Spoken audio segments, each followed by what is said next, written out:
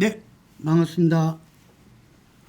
네, 저희 폴뉴스 폴리TV에서 매주 수요일 날 진행하는 프로에서 2주차에 홍영식 소장님과 하는 민심 레이드 시작하도록 하겠습니다.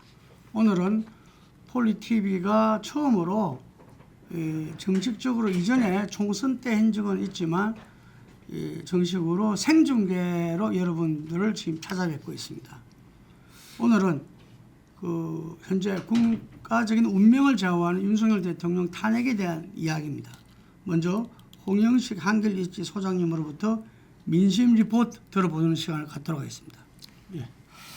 지금 조사 시점은 아무래도 계엄 이후 여론조사 한 3개를 좀 뽑아서 제가 말씀을 드리겠습니다. 12월 3일 날 계엄이 있고 나서 12월 4일 날 리얼미터에서 탄핵에 대한 여론조사를 긴급하게 진행을 했습니다. 그때 탄핵에 대한 찬성이 73.4%가 나왔습니다.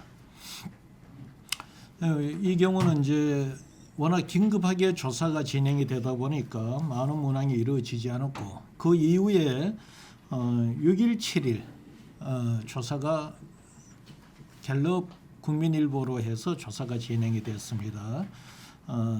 여기에 대한 조사 상세한 내용은 여론조사 심의위원회 홈페이지를 참조하시면 되겠습니다. 이때는 이제 대통령 지지율, 이 계엄 선포에 대한 성격, 내란 여부인가, 그리고 탄핵 여부 이렇게 조사를 했는데 여기는 전화조사 방식으로 조사를 했습니다. 했을 때 대통령 지지율이 11%가 나왔습니다. 다음 비상계엄 선포가 내란 행위에 해당이 되느냐에 대한 동의를 물었는데 71%가 공감을 했습니다. 반면 그 다음 이어서 탄핵에 대해서 찬성하느냐 반대하느냐, 찬성이 74%, 반대가 23% 이렇게 나왔습니다. 리얼미터보다도 찬성이 오차범위 내에서 살짝 더 올라갔습니다. 그리고 나서 한길리서치가 쿠키뉴스하고 갤럽보다도 끝나고 그 다음날 즉 8일 9일 양일간의 조사를 했습니다. 조사를 했는데 이제 여기는 또 조사 방법이 좀 다릅니다. 리얼미터하고 비슷하게 ALS로 하고 전화 면접 일부를 하고 했습니다. 했더니만은 우리 PD기 띄워주시죠. 5번, 6번. 네. 예. 지금 윤석열 대통령 지지율을 보면은 17.7%가 나옵니다. 그 이전에 한 달 전에 조사에서는 25.7%였는데 8%포인트가 하락했습니다. 그리고 근데 이제 그나마 이렇게 17.7%까지 떨어졌는데 그나마 30%가 지지율이 넘는 곳은 성 연령 지역으로 놓고 볼 때 세대별로 70대 이상만 30%가 넘고 지역으로 봐서 대구 경북도 27.2%밖에 되지가 않고 보수도 27%밖에 되지 않습니다. 그러니까 지역적 기반, 이념적 기반에서 조차도 지지율이 무너지고 있고 고연령층 중심으로 지지율이 그나마 좀 더 버티고 있다 이렇게 보시면 되겠습니다. 그다음 이제 8일 9일이니까 탄핵에 대한 찬반 외에 국힘당 여권에서의 해법과 관련된 여러 안이 나왔고 민주당에 대해서 향후 어떻게 대처하겠다 이런 데 대한 이야기가 있어서 그와 관련된 내용들을 몇 가지를 물어봤습니다. 하나는 대통령이 하야를 하지 않은 채 한덕수 한동훈 체제로 지금 가는 거에 대해서 찬반을 물었더니만 거기에 대해서 동의한다가 20.4%밖에 나오지 않습니다. 반면 77.1%가 반대를 합니다. 그러니까 적어도 지금은 사실상 무산되었다시피 했지만 한동훈, 한덕수 이 체제, 한한 체제는 국민 여론상 받아들이기가 어려웠던 것 같습니다. 그다음 지금 대통령의 직무 정지가 지금 되지 않는 상태에서 해법을 찾고 있는데 이런 상태에 되고 이 대통령이 이 일선 후퇴했다 이런 지금 발언에 대해서 국민들이 얼마를 신뢰하느냐. 신뢰한다가 21%, 신뢰하지 않는다가 76.9%입니다. 그다음 이 대통령 탄핵안에 대해서 대통령 탄핵안에 대해서 물어봤을 때 탄핵에 대해서 이제 탄핵안이 지난주에 부결이 되었고 민주당이 매주 토요일 날 상정하겠다, 추진하겠다라고 했는데 그런 민주당의 전략에 대해서 어떻게 생각하느냐. 73.2%가 동의한다, 찬성한다 이런 식으로 답을 했습니다. 그 다음 이제 윤석열 대통령의 탄핵에 대해서 직접 물어보니까 탄핵에 대한 찬성이 76.1%입니다. 조금 전에 말씀드렸던 리얼미터가 73.4%, 갤럽이 74%, 그리고 저희들 조사는 76.1%가 되겠습니다. 자, 여기서 이제 부연 설명을 말씀드리면은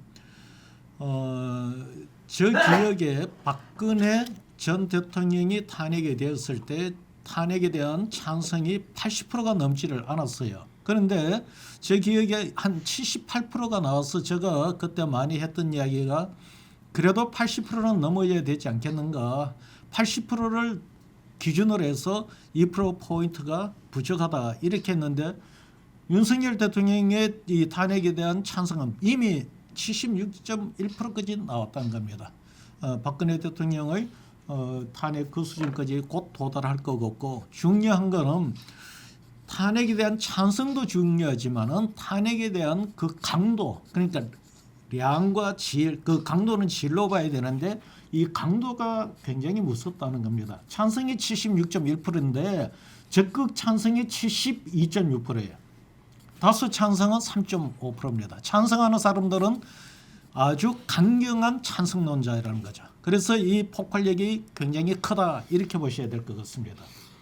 그다음 또 다른 제 여당의 해법으로서 윤 대통령이 이선 후퇴하고 임기 단축을 하고 개헌을 하자는 데 대한 이 의견에 대해서는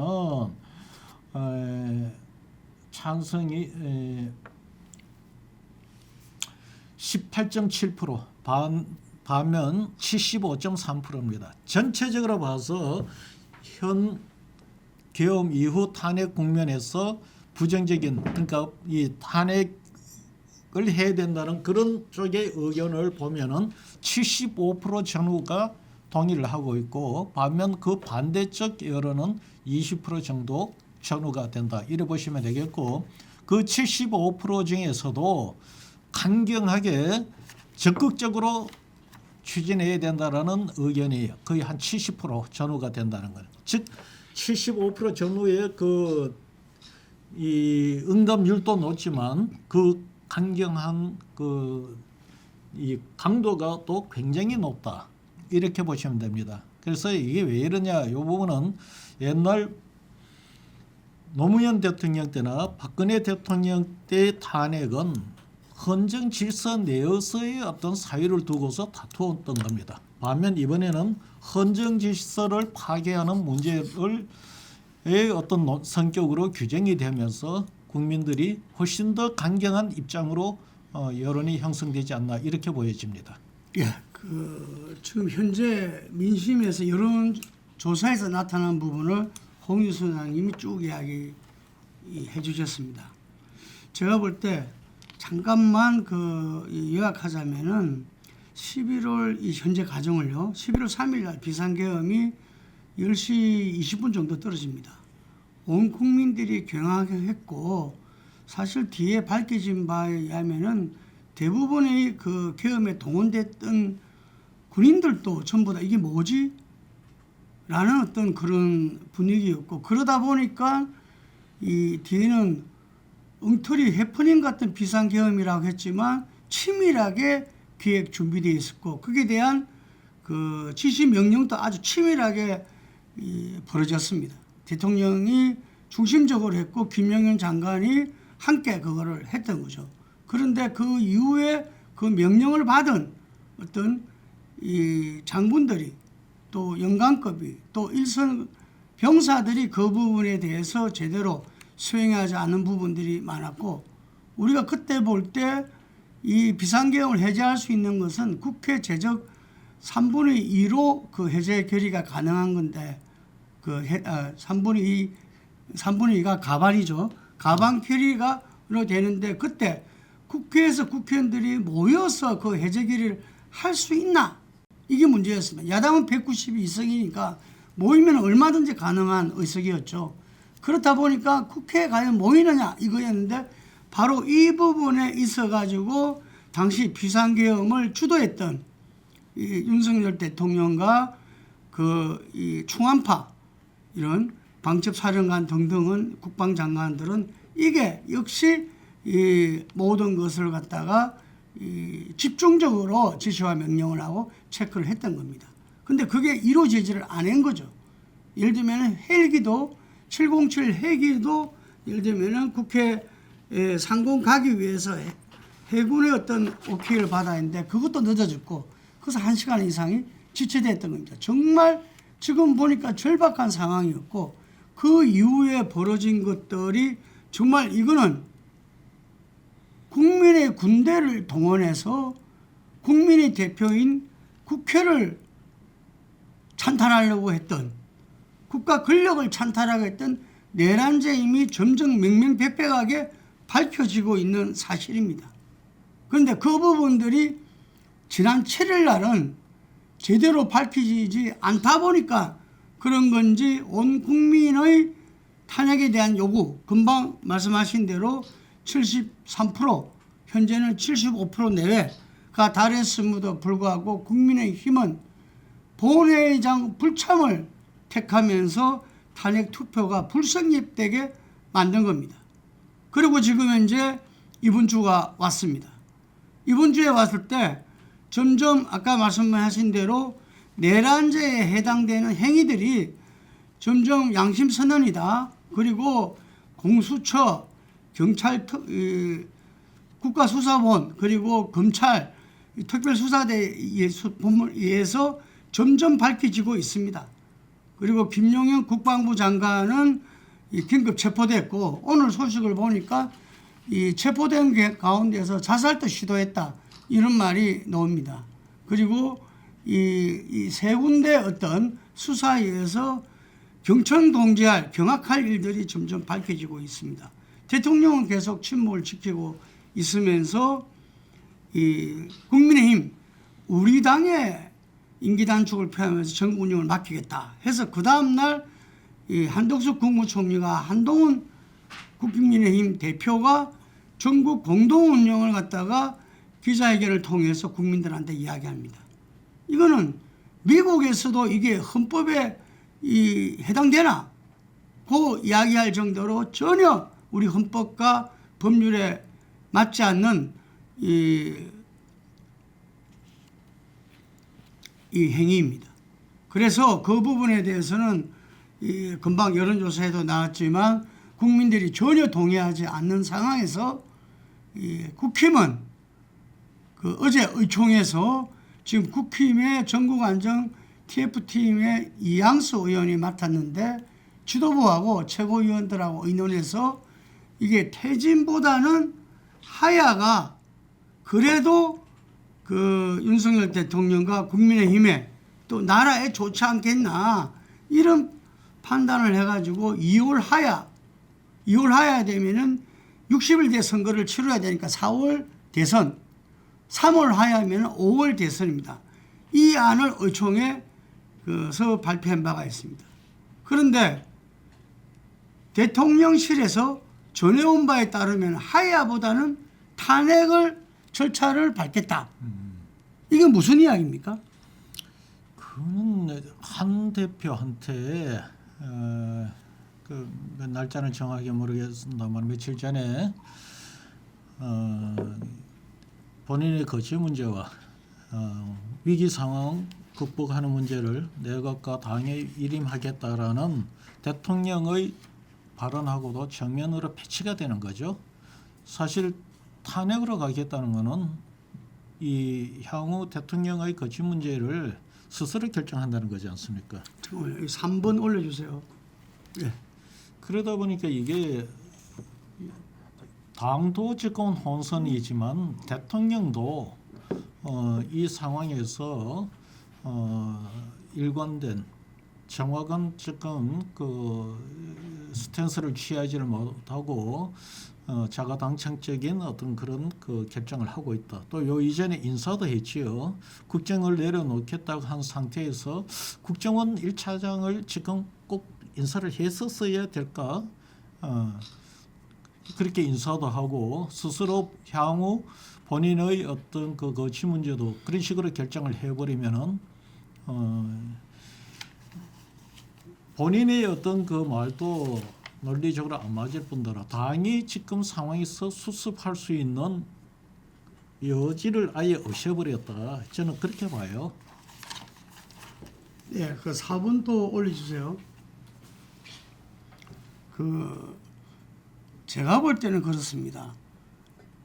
그나마 국민들한테 본인을 국민을 대표하는 그리고 우리 지금 헌법에 따르면은 제왕적 대통령제를 할 정도로 거의 모든 정권을 주고 있는 대통령으로서 0.73% 차이지만 국민들이 뽑은 것은 그게 조금이라도 양심이 있다면은 바로 하야를 해야 되는 게 맞습니다. 그러므로 해서 이 나라의 어떤 운명과 앞으로 국정 운영을 그거를 국민의 뜻에 따라야죠. 이게. 그런데 지금 국민의힘도 자기들의 어떤 이 이해관계에 따라서 이 2월 하야, 3월 하야 안을 내놨거든요. 본래는 뭐 6개월, 1년 반 뭐 이런 안도 계속 나왔답니다. 근데 이건 도저히 국민들이 용납하지 않을 거니까 명분을 오히려 탄핵보다도 더 빨리 명확하게 그 교체되는 게 2월, 3월 하야 아니다. 뭐 이렇게 명분을 내걸었어요. 그런데 그거조차도 대통령은 지금 현재 그 받아들이지 않고 오히려 탄핵을 택하겠다. 이런 이제 뉴스 보도가 나오고 이게 전해졌답니다. 국민의힘에. 그 저는 이제 가만히 생각해 보니까 이 도대체 왜 그러느냐. 검찰공화국의 검찰총장으로서 대통령이 된 거 아닙니까? 그랬을 때 탄핵이 되면은 우리가 알다시피 직무는 정지되지만 대통령직은 유지됩니다. 이게 유지되면서 헌법재판소의 판단을 기다려야 됩니다. 그렇죠. 이게 최장 6개월입니다. 최장 6개월이고 지난 박근혜 대통령 때는 91일 걸렸습니다. 예. 그리고 헌법재판소는 지금 9명의 재판관이 그 성원인데 6명밖에 없습니다. 그러다 보니까 지금 이 헌법재판소의 판단을 지켜보겠다. 그러다 보면 이건 법률적 대응이 되는 겁니다. 그렇죠. 예, 국회가 지금 법사위원장이 이 소추위원장이 돼가지고 거기에서 이제 검사격으로 되는 거고 그러면 변호사가 동원되고 우리가 박근혜 때 지리하게 헌법재판소 행거를 받지 않습니까? 그런 법률적 대응을 택하겠다. 그게 헌재가 지금 구성원도 다 안 됐고 지금 구성원이 3명을 지금 민주당에서는 국회목 3명이 남은 거거든요. 민주당에서는 지금 2명을 갖다가 이미 그 통과를 했습니다. 그렇지만 임명권은 대통령한테 그렇죠. 있는 거거든요. 예. 그래서 이렇게 되면 이제 권한 대행해야 되는 건데 기타 등등 이것이 하야하면서 즉시 사인으로 돌아가서 지금 내란죄 수개로서 재판을 받고 지금 이제 체포되고 오늘 압수수색도 지금 대통령실로 갔지 않습니까? 이게 그것보다는 이게 훨씬 낫다는 계산을 했다. 전 그래 보는 거거든요. 그렇죠. 지금 예를 들어요. 제가 봐도 민주당 쪽에서는 이 상황을 초기에 종결을 짓고 싶어 할 겁니다. 여러 가지 시나리오 과정이 있지만은 이 탄핵을 가게 되면은 이제는 이것이 법률적 문제에서 잘못하면은 정치적 문제로 비할 조짐도 있습니다. 이제 분명히 오늘 또 지금 언론이나 뭐 이런 쪽에다가 일부 일군에서 나오는 게 무슨 이야기가 하면은 현 상황에 계엄을 해서 현 상황을 초래했는 것에 대해서는 대통령한테 책임을 물으면서 또 한편에서는 현 정국을 어떤 그 혼란을 야기했는 양자 동시 정치적인 책임으로서 동시 퇴진 이런 지금 이야기가 또 나온단 말입니다. 내가 볼 때는 그런 그 양자로 그럼 누구겠어요? 대통령과 이재명 대표겠죠. 이제 그런 이야기까지 나오는데 내가 볼 때는 일단 탄핵을 이라는 그 최소한의 시간적 공간을 확보하고 나서 그 다음은 정치적 논쟁으로 가려고 하지 않을까 그런 어떤 전략적인 계산이 깔려서 하는 면도 있다. 단순하게 그걸 해서 법적으로 탄핵에 가서 헌법재판소에서 유불리해 줄 수 있다. 그것도 계산하지만은 거기에 플러스 내가 볼 때는 이 정국에 대한 공동 책임론으로 가려는 정치적 계산도 분명히 있다. 저는 그렇게 봅니다. 그러니까 그 과정에서 온갖 일들이 벌어질 수 있다. 네. 이런 이야기인데 저는 이제 그 1차적으로 대한민국 국민의 분노를 절대로 넘어설 수 없을 것이다. 정치적 대응이든 법률적 대응이든 네. 지금 오늘 또 한겨레 신문에서 단독으로 이 기사를 갖다가 했는데 그 대통령이 출근을 제대로 안 했다는 거죠. 이게. 그럼 우리가 박근혜 대통령도 당시에 청와대에서는 집무실이 가까이 있기 때문에 그렇죠. 본인이 제대로 출근을 안 했는 줄을 그 일반 국민들은 알 길이 없어요. 네. 알 길이 없는데 지금 이 윤석열 대통령은 아직 대통령이에요. 대통령 하겠습니다. 윤석열 대통령 다릅니다. 본인이 있는 그런 이 집과 이게 그 한남동 집과 용산 대통령실을 가려면 차를 타고 이동을 해야 됩니다. 관사하고 집무실을 가려면 이 차량으로 이동을 해야 되기 때문에 그것은 대통령이 차량으로 이동할 때는 교통 통제가 다 들어갑니다. 그래서 경찰에서 그 체크도 당연하고요.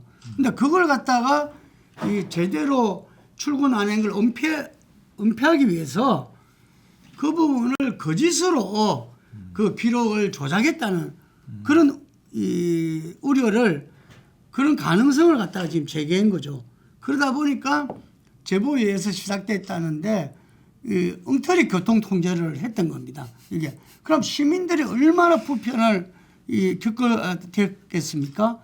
그러니까 이거는 생활상의 분노가 또 터져 나오게 되는 건데 이뿐만 아닙니다. 지금 지속적으로 내란죄가 새 이 수사 주체에서 하고 있는데 속속들이 드러나고 있거든요. 그래서 이거는 박근혜 대통령 탄핵하고는 차원이 다른 것 같아요. 네. 박근혜 탄핵은 정말 그것도 국정농단이고 있을 수 없는 행위지만 지금 이 내란죄라고 하는 것은 국민의 군대를 갖다가 이 동원해서 국가 권력 중에서 핵심적인 어떤 국민의 대표기관 국회를 갖다 마비시키려고 거기에서 체포조를 보내고 예를 들면 부대도 정말 우리가 대북 관계에서 가장 중요하고 소중한 어떤 전력을 갖다가 거기에 동원을 하고 도저히 이거는 있을 수가 없는 이야기죠. 그래서 내란죄가 기다 아니다고 이야기해서 아니다고 한 사람들이 이제 쑥 들어갔어요. 쑥 들어갔고 경찰이나 검찰이다 다 내란죄 수괴로서 지금 해놓은 상태고 그렇기 때문에 금방 말씀하신 정치적 법률적 대응은 이 법률 대응은 말할 것도 없고 그거는 근데 정치적 대응도 그 이야기를 추창할 수 있는 사람도 국민을 봐야 됩니다. 예. 뭐 가능할지 안 할지는 모르겠지만 그렇게 계산을 하겠죠.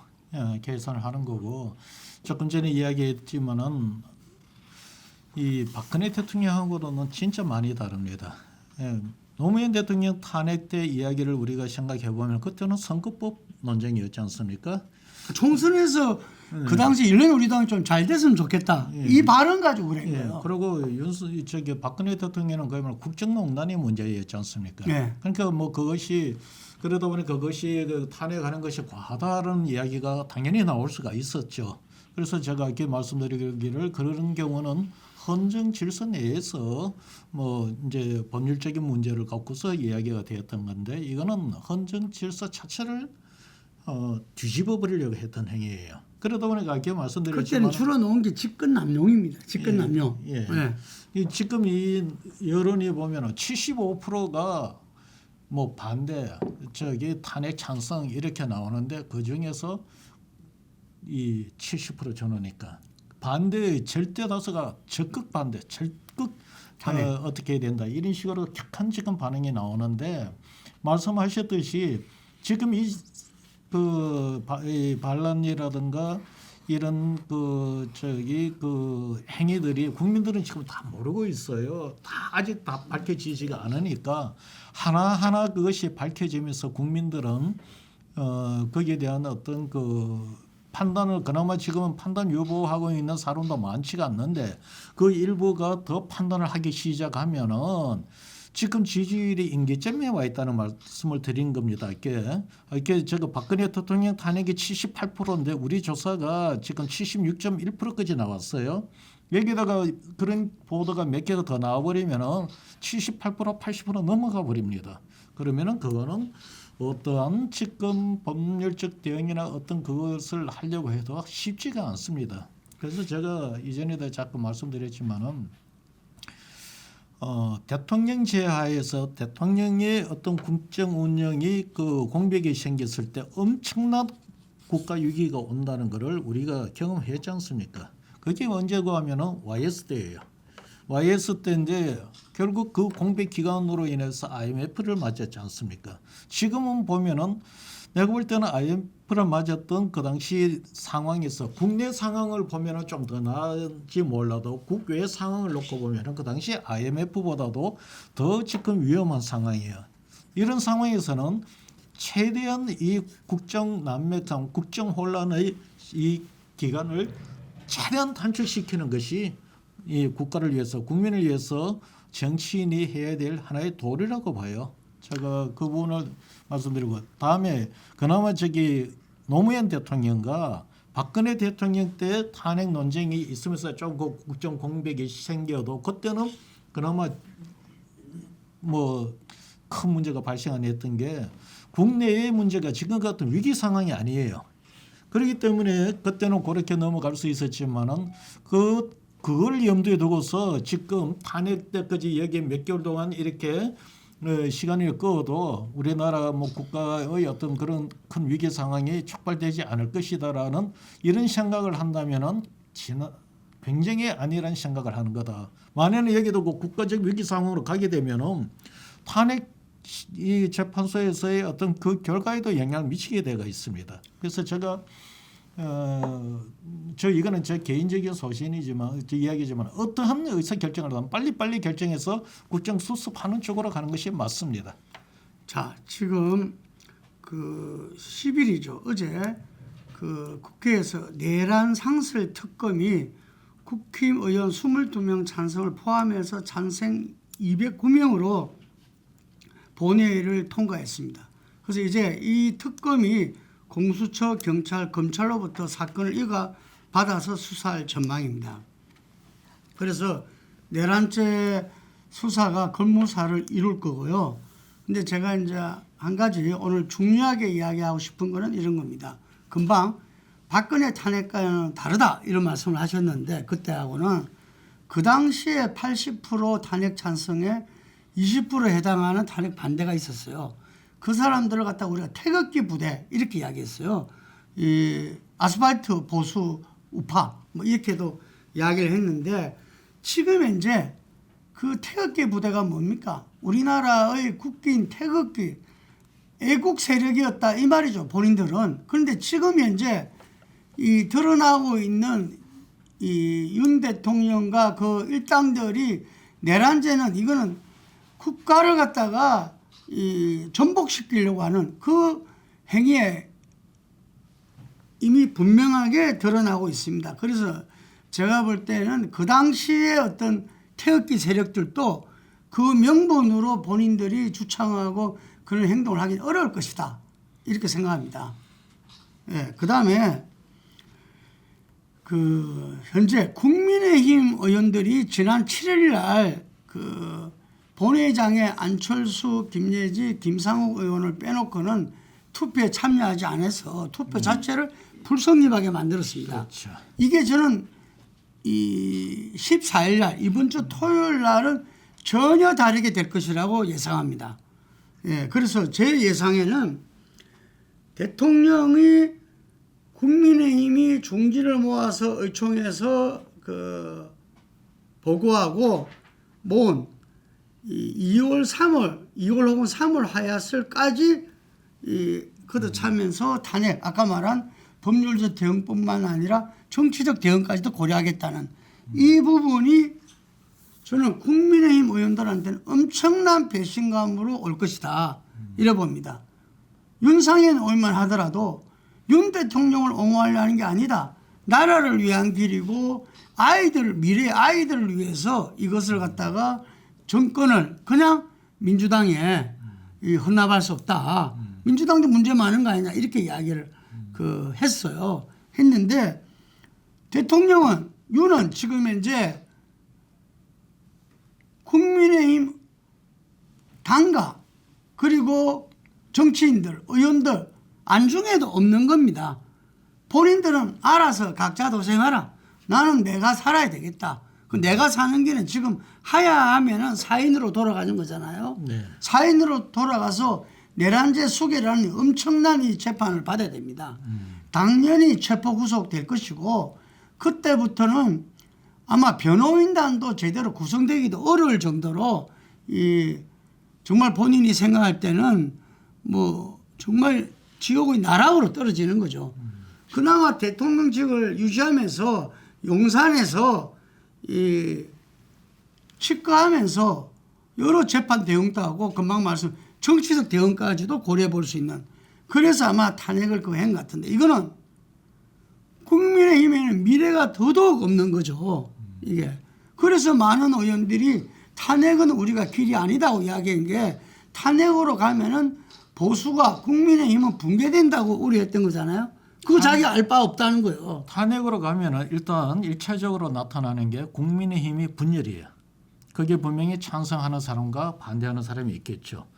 거기에서 일단 찬성하는 사람과 반대하는 사람 그리고 그 반대하는 사람들은 찬성하는 사람들을 배신자 프레임을 씌워갖고 이제 배제를 시키려고 들 것이고 그거는 실제 탈당을 하든 안 하든 당의 분열을 일으키는 거고 그리고 실제 국회의원들 입장에서도 지금 이 탄핵에 대해서 참가해서 찬성표를 던지느냐 안 던지느냐에 따라서 자기 지역구에 따라서 수도권과 영남 쪽의 국회의원들은 그 받는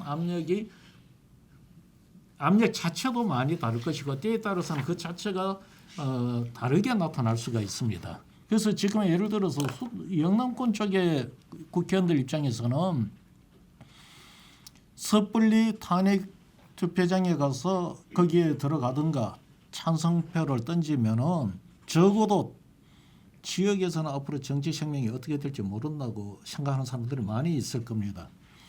그러다 보니까 내가 볼 때 지금 아예 하야를 해버리면은 퇴진을 하거나 하야를 해버리면은 당의 분열하는 것은 없을 수가 있어요. 크게 당의 분열인데 만약에 이걸 탄핵을 해서 탄핵을 받겠다고 하는 것은 결국 당의 등으로 공을 던져버리는 거잖아요. 그러면 당은 그렇게 분열이 되어버립니다. 결국 무슨 이야기냐. 기대하지 않으면은 결정이 빠를수록 국가 국민을 위해서도 좋지만 이게 늦으면서 탄핵으로 던지면은 국가 국민하고는 별건으로 당에도 굉장히 불행한 상황을 만들어 버린다. 저는 그렇게 보는 거죠. 그래서 뭐 대통령은 뭘 생각을 하는지 모르겠는데 지금 헌법재판관 6명으로 헌법재판소의 판결이 나는 거를 머리에 그림을 그리지 않을까. 만약에 이제 저도 이제 좀 그게 황당한데 그렇게 해서 부결이 되면 이게 어떻게 되죠? 제가는 이제 그걸 지금 그림을 그린 것 같아요. 아니 그때 이 헌재는 이렇게 다음 문제고 거기까지 시간을 끈다는 건데 네. 저는 국민의힘이 탄핵으로 갔을 때 분열되고 배신자 프레임 속에서 예를 들면은 대구 경북 지역 네. 뭐 윤상현 의원이 선별할 수 있고 김재섭 의원한테 이야기했잖아요. 이게 그 이후에 시간이 지나면은 나중에 다시 취재하게 된다. 그래서 탄핵 찬성하면 안 된다는 식으로 이야기를 한 거잖아요. 네. 이거는 보통 탄핵이 아닙니다. 바로 내란죄 수괴로서 나라를 갖다가 망가뜨리는, 지금 경제 보십시오. 외교 보십시오. 엉망이 되고 있잖아요. 이 나라를 망치는 국가와 국민을 갖다가 완전 배신 행위를 갖다가 했기 때문에 국민의힘도 배신 행위를 한 겁니다. 그렇기 때문에 이 탄핵에 찬성한다고 해서 배신자 프레임에는 이미 본인 스스로가 그 프레임을 깼어요. 다만 지금 국민의힘 TK 지역 국회의원이라도 남아있는 것은 이제라도 국민의 편에 서느냐, 국민의 뜻에 따라서 나가느냐 아니냐, 이게만 남아있는 거죠. 전 그래 봅니다. 그래서 그 현재 국민의힘에서 지난 7일처럼 그 탄핵 투표에 그 본회의장에 참여하지. 지난번에는 김건희 특검 때문에 그거는 출석 3분의 2니까 이 반대 투표했다가 빠졌잖아요. 이제는 그게 불참할 명분도 없습니다. 예, 그렇기 때문에 불참을 명분으로 하지도 못할 거고, 설사 했더라도 지금 이제 현재 5명 찬성, 그 배현진 의원은 참여를 공언했고요. 그 중에서도 6명 중에 5명이 안철수, 김일지 의원, 김상욱, 조경태, 김재섭 의원까지 5명이 찬성을 공언해서 하야하지 않으면 찬성하겠다. 그 3명만 더 통과하면 탄핵이 통과되는 겁니다. 이게. 거기다가 지금 그것만 하더라도 저는 이 14일은 탄핵이 통과될 가능성이 높다고 하는데, 윤석열 대통령이 윤희 국민의힘을 너가 알아서 하라. 이거는요, 조폭 보수가 아니라 골목대장도 그렇게 안 합니다. 골목대장도 어떤 상황이 발생했을 때 자기가 함께 했던 그 부하들을 갖다가 1차적으로 보호하고 그 사람들 운명을 책임지는 차원에서 일을 푸는 거지. 너가 알아서 해라. 나는 내가 볼 때는 가장 유불리에 봤을 때는 탄핵이 지금 오히려 낫다라고 판단한 거거든요. 이거를 국민의힘 의원들이, 그분들도 똑똑하신 분들입니다. 전부 다 알려봐요. 지금 그 윤상현 대표도 더 이상 이제는 탄핵 반대에 대해서 목소리 내기가 어려울 겁니다. 그래서 저는 토요일 날 14일 날은 무더기 국민의힘에서도 찬성표가, 지난번에 박근혜 탄핵에서 120여 분 중에서 60여 명 정도가 탄핵에 찬성했는데, 이번에는 108명 중에서, 지난번에 7일 날 108명이 다 참석했어요. 처음에 했다 빠졌는데 108명 중에서 50%가 아니라 그 이상으로 탄핵 찬성표가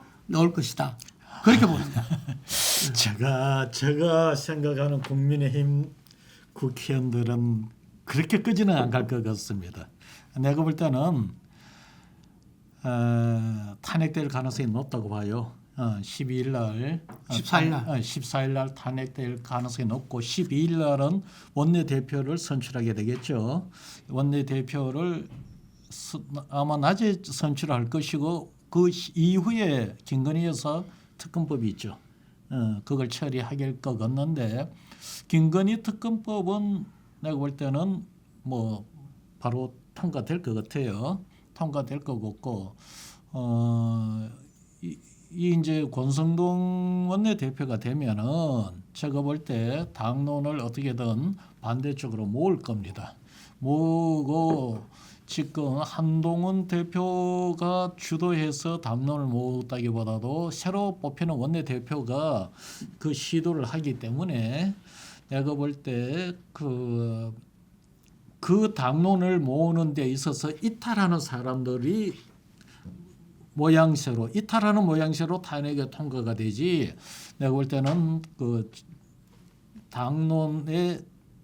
당론이 아마 내가 볼 때는 불참으로 할 가능성이 크기 때문에 그렇게 많은 지금 그 대대적인 투표 참여를 해서 통과될 가능성까지는 아닙니다. 뭐 내가 볼 때는 뭐 그렇게 하겠죠. 단독으로 들어온 게 아까 말씀드린 6명은 지금 참여한다 했잖아요. 그중 5명 찬성한다 했는데, 그 현재 김소희, 박정훈, 유용훈, 진종호 의원도 윤 탄핵 표결에 네. 참석하겠다.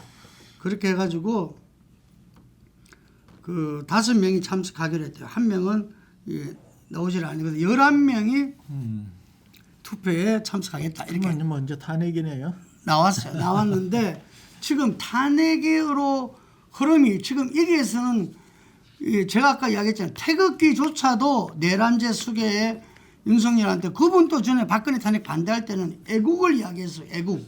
태극기를 내걸고. 지금 윤석열 탄핵 반대하는데 애국기를 내걸 수 있어요? 미성조기를 내걸 수 있어요? 미군이 지금 윤석열을 버렸습니다. 이게 바이든 대통령이 뭐 이 통화도 뭐 할 계획도 없다. 그건 일본도 마찬가지고요. 그래서 저는 제가 여러 명하고 통화를 시도했는데 전화가 다 꺼 있더라고요. 이 특히 친윤들 국힘에서. 그런데 그 다른 분이 이렇게 이야기를 나눈 걸 저한테 그 전화한 바에 따르면은 본인들도 그 전에는 탄핵 반대 논리가 국힘은 그겁니다. 이거 그대로 탄핵 가면은 이거는 이재명 대통령 만드는 거다. 네. 이재명 대통령 만드는 것은 나라 국민에 옳지 않다. 그러니까 우리는 탄핵 반대를 해야 되고 탄핵 반대를 할 수 있는 방법은 지난번처럼 표결에 불참하는 거다. 참여해서 어떤 일이 벌어질지 모르니까 그런 거였는데 그분들도 이번에 제가 좀 전에 말씀드린 대로 윤석열 대통령이 당에서 중진을 모은 2, 3월 하야안이 아니고 정치적 법률적인 그 대응을 용이하기 위해서 본인이 탄핵을 택한다는 그러니까 당이 이름하겠다 해놓고 당의 제안을 거부한 거거든요. 이게 그걸 듣고 이게 뭐지? 멘붕이 온 겁니다. 지금 어떻게 보면은 대통령이 탄핵을 선택하겠다라고 했지 않습니까? 그렇기 때문에 14일 날은 더더욱 탄핵을 될 가능성이 더 높죠. 이제 그거를 예를 들어 새로 그 원내대표가 지도부가 대통령이 14일 날 그냥 탄핵 그 표결을 하라라고 이것이 그런 해석으로 시그널로 해석을 한다면 제가 볼 때는 10중 8구 이거는 뭐 더 이상 볼 것 없이 아까 김 대표님이 이야기하셨듯이 거의 대부분의 국회의원이 참석해서 압도적인 표차가 될 것이고 그런 해석이 이루어지지 않으면은 절대로 국민의힘 이 국회의원들은 자기 스스로 결정해서 그걸 결정하는 사람이 많지가 않아요. 내가 볼 때 108명 중에서 많아야 3분의 1 아니면은 한 20% 정도가 그 정도 스스로 결정해서 뭐 이렇게 하지 나머지는 당에 결정해 주기를 기다리는 사람들이에요. 그래서 그러면은 우리 홍 소장님은 이전 새누리당에 60여 명이 탄핵에 찬성했어요. 그러니까 그때 새누리당 의원들보다도 지금 국민의힘 의원들은 본인 자기 결정권이나 그 행사가 더 깝깝하다. 예, 뭐 이런 이야기입니까? 예. 그거를 지켜봅시다. 지켜보는데 제가 지금 이야기하는 최소한 무더기표가 찬성으로 갈 것이고 그게 국민의힘 의원도 앞으로 국민을 대표해서 헌법기관으로 정치를 계속 하려면은 지금 이제 내란 속에 국민의힘한테도 배신자와 함께 행보를 하는 거는 이거는 바로 천치에 해당됩니다. 예를 들면 저는 그런 판단을 윤상현 의원도 권성동 의원도 하지 않을 거라 기대 섞인 예측을 해봅니다. 자, 여기서 우리가 한동훈 대표 이야기를 잠깐 하고 가지 않을 수 없습니다. 왜냐하면 한동훈 대표가 11월 3일 날 정말 본인은 이거는 위법한 비상계엄이다. 국민관계 많겠다. 저는 한동훈 대표가 드디어 이 위기 상황에서 지도자의 메시지와 행동이 중요하거든요.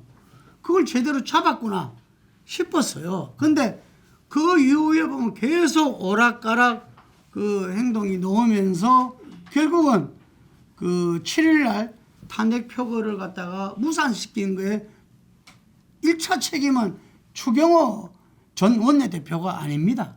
그렇죠. 추경호는 지금 뭐 의원직 제명 위기까지도 가 있는데 내란죄 공범이다 이렇게 가 있지만 추경호 원내대표가 아니라 바로 한동훈 국민의힘 대표가 지난 탄핵을 갖다가 무산시켰다 이렇게 봐야 되는 거 아니겠습니까? 그러면서 질서 있는 퇴진을 이야기했는데 김전 최고위원회에서 이야기했대요. 질서 있는 퇴진이 더 무질서하다. 지금 정신을 우왕좌왕 이렇게 비슷한 발언을 한 모양인데 저는 한동훈 대표가 왜 그러냐. 그래서 많은 분들이 이거는 윤석열 대통령과 이란성 쌍둥이니까 처음부터 예측된 거 아니야 이런 이야기를 하는 사람도 있고 이 한동훈 대표가 지금 자기 시나리오를 짜가지고 자기의 어떤 대권을 위해서 지금 이제 권력을 인수하는 이 현재 이대로 가면은 이재명 대통령이 너무 명확하니까 이 지금 이 갤럽 조사에서 보면 뭐 압도적이잖아요 지금 이 자기 지도자에 대해서는. 그러니까 이 시간을 벌어야 된다. 저도 그렇게 봐요. 네. 2월 3월 그런 이 로드맵은 한동훈 본인의 정치적 그 향후 대응 전략과도 관련이 돼 있다 이렇게 봐요. 제가 그때 모 방송국에 나가서 한동훈 대표가 그때 법무부 장관 되고 직후였는데 뭐 언론사에 되고 차기 대권 주자로 한동훈을 넣어서 여론조사를 하니까 뭐 압도적으로 1등을 나와요. 그러니까 이제 주변에도 한동훈 대표 보고 대권에 출마할 거냐 그러니까 극구 부인을 하고 그럴 일이 없을 것이다. 그런 상황에서 제가 그때 했던 이야기 아마 내가 볼 때는 100% 나온다. 한동훈 대표 저기 대통령 안 하면 내 손에 장을 쥐진다라고 했거든요. 그거는 일단 제가 그때 봐도 한 대표가 생각보다 권력 의지가 강해요. 권력 의지도 강하고 또 한편에서는 엘리트 코스를 거치면서 한 번도 실패를 해본 적 없고 자기의 어떤 플랜대로 모든 것이 이루어지다 보니 법무부 장관까지도 젊은 나이에 올라가다 보니 대통령 자리도 그렇게 올라갈 수 있다. 자기의 어떤 로드맵, 자기의 어떤 그 기획대로 갈 수 있다는 데 대한 그 확신이 그 누구보다도 오히려 차라리 정치를 해서 좀 좌절을 맛봤으면 그 부분이 쉽지가 않을 텐데 그렇지가 않는 것이 한동훈이 지금까지 살아왔는 이력입니다. 그러다 보니까 이 계엄 이후 그 첫 번째 반응부터 지금까지 이것이 보면은 그런 어떤 그 자신감을 갖고서 밀어붙였는데 이 관료와 정치의 관료 생활과 정치가 엄연하게 다르다는 걸 이제 확실하게 느꼈을 겁니다. 그래서 뭐 이제 그 과정에도 실은 답을 찾기가 어려운 상황인데 내가 볼 때 내년 2월 3월을 굳이 하야 퇴진 시간을 그렇게 시간을 설정하는 것은 국민들한테 납득할 수가 없는 상황이에요. 그렇게 해서 안을 내놓았는데 뭐 지금 그 내놓고 윤석열 대통령이 탄핵이라고 이야기한 게 몇 시간 안 걸렸죠. 예. 해서 뭐 순식간에 그게 뒤집혀버린 꼴이 되었죠. 그리고 국민 여론상으로도 그래 하는 게 우리 조사에 되고 아예 용납이 안 되는 그런 그 로드맵이었습니다. 2번 올려주세요. 2번 자료. 저는 지금 한동훈 대표가 길을 잃어버렸다. 아마 사방의 길이 막혔다. 친한계도 마찬가지다. 이래 봅니다. 그래서 이럴 때는 속수무책입니다. 어떤 이 나름대로 전략 전술을 세우고 이 기기묘묘한 해법을 가지고서 가려고 하면 안 됩니다. 제가 우리 현대사와 그리고 34년간 한국 정치를 봤을 때 이때는 속수무책입니다. 그냥 역사의 부름에 따라서 국민의 뜻에 따라서 움직여야 됩니다. 그러면은 지금 탄핵에 이 국회 표결에 참여하고 거기서 찬성이든 반대든 표를 하고 그 결과를 갖다가 겸허하게 받아들여서 국민의 힘이 나락으로 떨어져서 망해야 된다면 망해야 되는 겁니다. 다만 지금 이제 우리 그 헌법에서 보장한 국회의원 임기가 있잖아요. 그분들도 본인들이 도저히 이거는 이 스스로를 용납할 수 없다면 국회의원 사퇴를 해야 되는 거고, 예. 그게 버금가는 어떤 부분을 해내야 되겠죠. 예. 그래서 저는 한동훈 대표는 지금 현재는 속수무책이다. 예. 오로지 역사와 국민의 어떤 불운과 뜻에 따라서 지금 행동해야지 한 총리와 본인과의 공동 전국 운영 헌법에도 맞지도 않는 위법한 행위를 갖다가 지속한 것은 온 국민이 그거는 한동훈 대표의 욕심이다 이렇게 규정하고 있고 여론에서 조사에도 그렇게 나타난 거잖아요. 지금 차기 대권 주자 조사를 해보면은요 거의 그나마 이재명 대표에서 하부캐미어로 지금 뒤져 있었는데 그 지지율조차도 또 반토막이 나고 있어요. 그러니까 지금 한국갤럽조사에서도 보면은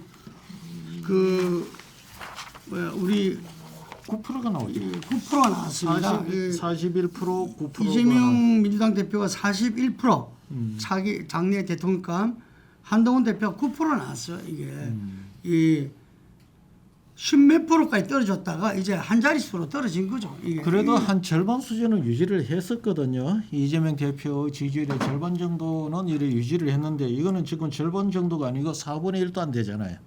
그래서 사실 지금 한동훈이 꿈꾸던 그 대권 꿈은 지금 적어도 이런 식으로 하면은 실현될 가능성이 없다. 이게 지금 드러나고 이렇게 민심을 이야기를 했는데 당의 위기가 오면은 당 중심에 서 국민 중심으로 가서 수수색을 찾습니다. 그거는 여야고 간의 과거에 보면 다 그랬습니다. 하다못해 옛날에 지금 보수 진영의 이 국민의힘 그 이전의 정당사를 놓고 보더라도 그랬잖아요. 제일 유명했던 사건이 옛날에 박근혜 대통령의 천몇 당사 사건이지 않습니까? 모든 실제 그 여부를 떠나갖고 그 당시 당에서 할 수 있는 결정은 모든 이 특권과 모든 기득권을 내려놓고 당사까지도 내놓고 그냥 천막 당사에 가서 그런 어떤 그 모습이라도 보여주면서 그나마 이 위기를 조금이라도 벗어날 수가 있었는데 지금 국민의힘은 가장 큰 문제가 뭐냐면은 그 누구도 지금 국민의힘의 기득권을 내려놓는 모습 안 보여. 첫째. 두 번째는 뭐가면 그 누구도 나서서 현재 문제에 대해서 해결책을 이야기를 안 해요. 해결책을 이야기 안 한다는 건 뭐가면은 내가 이야기를 했다가 이것이 화근이 되어서 내가 나중에 국회의원으로서 직을 유지하는데 이게 문제가 될까? 이런 우려는 아무도 안 넣었어. 이러니까 지금 국민의힘은 이런 식으로 갔다가는 그나마 지키고자 하는 그 기득권조차도 지키기가 어려워질 것이다. 이럴 때는 과감하게 던져버리고 당심이나 정치 개개인의 이익보다도 민심을 따르는 것이 가장 좋은 방법이다. 그래 이야기했죠. 옛날에 김영삼 대통령 대도문이라고 그랬잖아요. 예, 제가 볼 때는 한동훈 친한이든 그러게 윤을 따랐던 진윤이든 국힘 전체는 패족의 운명에 지금 놓여져 있다. 그나마 국민한테 도리를 다하는 것은 정상적인 헌법 절차인 탄핵을 통해서 빨리 대한민국이 정상화의 길로 가도록 그게 복무하는 길이다. 그래서 제가 이야기한 국민의힘의 가반을 넘어서 정말 우리가 이번에 세계적으로 민주주의 모범국 대한민국이 군부를 동원한 비상계엄이 웬 말이냐 했을 때 그나마 190명의 의원이 국힘 18명을 포함해서 190명의 국회의원들이 만장일치로 계엄안 해제 결의를 한 것이 외국에서 인정을 하고 대한민국 민주주의는 튼튼하구나. 윤석열 대통령의 시대착오적이고 자가당착적이고 도저히 이해할 수 없는 행위 때문에 그렇지 대한민국은 민주주의는 튼튼하구나 이런 말을 했다는 거죠. 그래서 저희들은 정말 국민의힘이 만장일치로 14일 날 탄핵을 의결해 줄 것을 저는 기대하고 요청드립니다. 제가 이 대목에서 정말 윤 대통령도 비상계엄 혹은 그 전에 국정 운영을 할 때도 착각을 하고 모르고 했던 게 저는 구름이 있다고 늘 이야기했어요. 윤석열과 김건희는. 그리고 국민의힘 의원 다수도 몰랐던 게 뭐냐면은 대한민국 국민이 얼마나 위대한가 이거를 잘 몰랐던 거죠. 지금 이 국회 앞에 보면은 저녁 되면은 항상 이 탄핵 집회가 열립니다.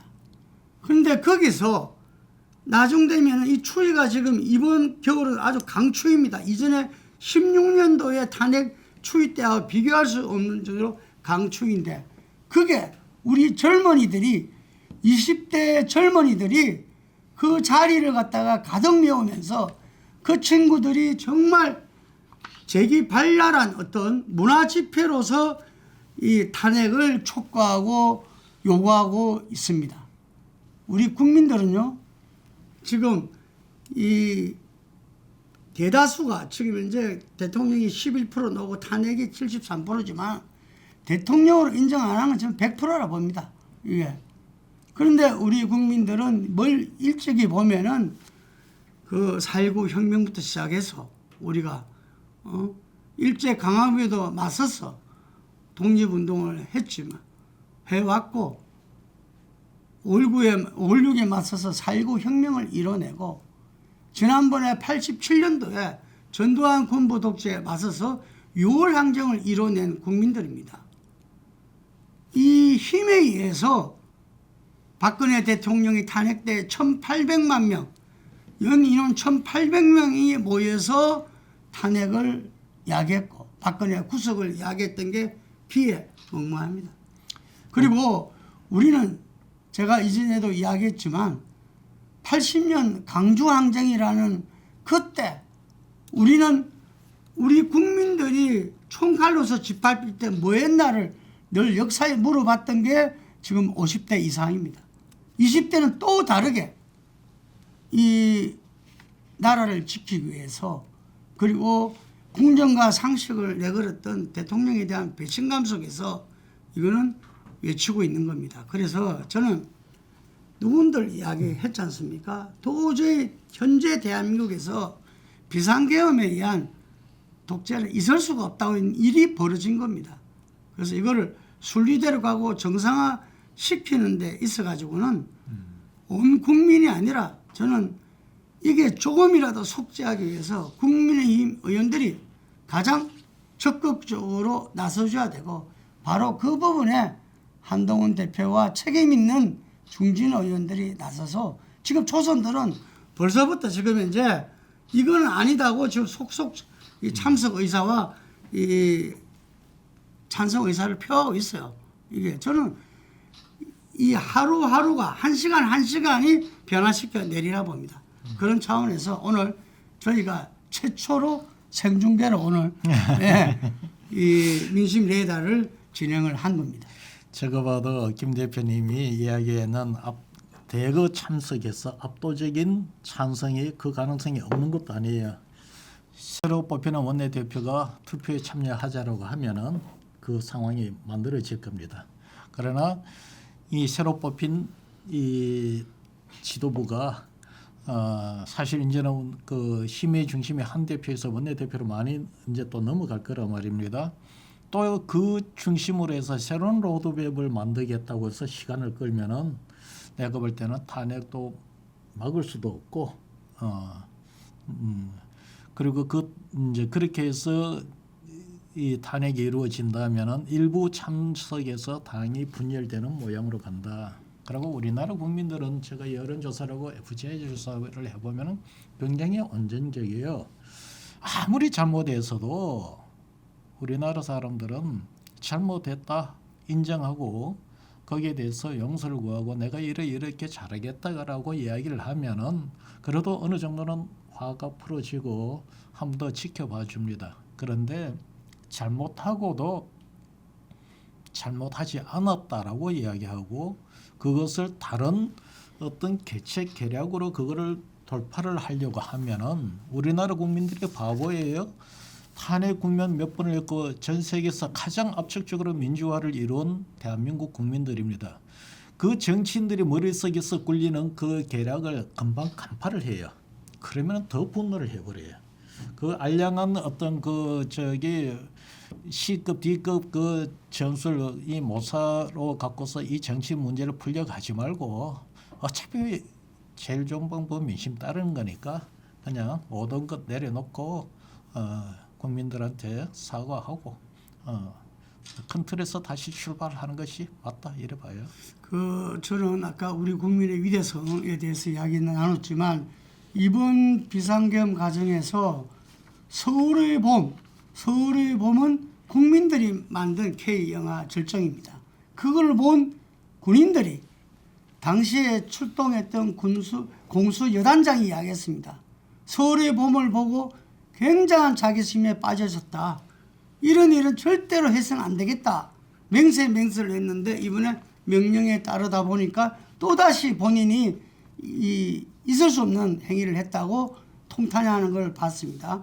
조선일보 인터뷰에 나왔습니다. 저는 이번 과정에서 우리 군대와 군인들도 국민들한테 나름의 역할을 했다.